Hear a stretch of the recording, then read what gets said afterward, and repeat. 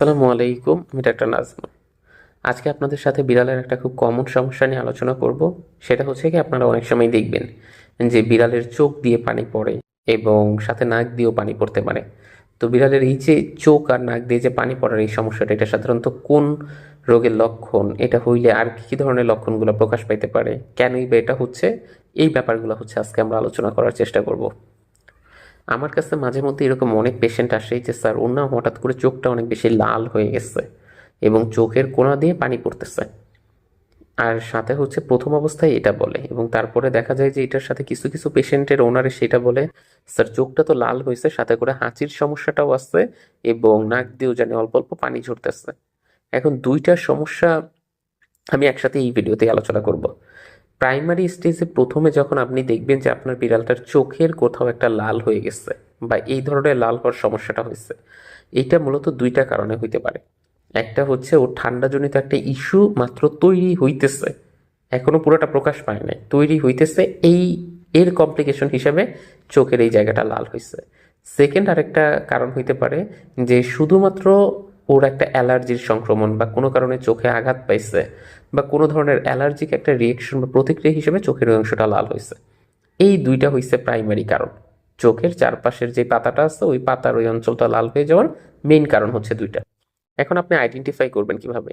আপনি দেখবেন কি, যদি এটা ঠান্ডা বা ওই ধরনের কমপ্লিকেশন থেকে তৈরি হয়ে থাকতো, তাহলে ঠিক একদিনের মাথায় ওর ওই নাক দিয়ে পানি পড়ার সমস্যা বা হাঁচি কাশি এই ধরনের সমস্যাগুলো ডেভেলপ করে যাবে। আর যদি ওই অ্যালার্জিক কারণ থেকে এটা হয়ে থাকে বা হচ্ছে কোনো আঘাতের জন্য হয়, তাহলে শুধু এটা চোখের চারপাশেই থাকবে, এইটা নাক দিয়ে পানি পড়া বা ওই দিকের ওই সাইন সিমটমগুলো তখন দেখাবে না। এখন আমার কাছে যখন একদম প্রথমেই আসে, আসার পরবর্তীতে আমি হচ্ছে একটু দেখি যেটার কি ঠান্ডাজনিত কোনো ইস্যু আছে নাকি এইটার শুধুমাত্র ওই চোখের চারপাশ দিয়ে আলটিমেটলি কি হইতেছে, পানি পড়তেছে। যদি দেখি যে না, ঠান্ডাজনিত কোনো একটা ইস্যু ওর আছে, তাহলে প্রথম থেকেই ঠান্ডার ট্রিটমেন্টটা হচ্ছে কন্টিনিউ করি। আর যদি কিনা দেখি যে না, ঠান্ডাজনিত ইস্যুগুলো নাই, আমার কাছে মনে হচ্ছে দেখার পরে যে হ্যাঁ, ওর শুধুমাত্র চোখেই একটা কোনো ইনফেকশন হয়েছে বা চোখেই কোনো কারণে আঘাত পাইছে, এর জন্য ওই চোখের পাপড়ির এই সেটটা লাল হয়ে গেছে, তখন শুধুমাত্র চোখের ওই ট্রিটমেন্টটা শুরু করি। এবং এক্ষেত্রে খুব বেশি যদি দেখি যে খুব অল্প পরিমাণ লাল হয়েছে এবং আদার্স অন্য কোনো সংক্রমণের সাইন সিমটম নেই, তাহলে জাস্ট একটা ড্রপ ইউজ করতে দিই। এই ড্রপটা ইউজ করলেই অল্প কিছুক্ষণের মধ্যেই, সাধারণত দেখা যায় 12 ঘন্টার মধ্যেই এটা আবার ঠিক হয়ে যায়। আর যদি এই 12 ঘন্টার মধ্যে এই চোখের লালের এই সমস্যাটা ঠিক না হয়, প্লাস হচ্ছে যে আদার্স এই হাঁচি কাশির সমস্যাগুলো তৈরি হয়, তখন আপনাকে ধরেই নিতে হবে যে হ্যাঁ, ওর ঠান্ডার সমস্যাটা আস্তে আস্তে ডেভেলপ করতেছে এবং আপনি প্রথম থেকেই একটা খুব লো পাওয়ারের অ্যান্টিবায়োটিক ওর এখানে কন্টিনিউ করতে হবে।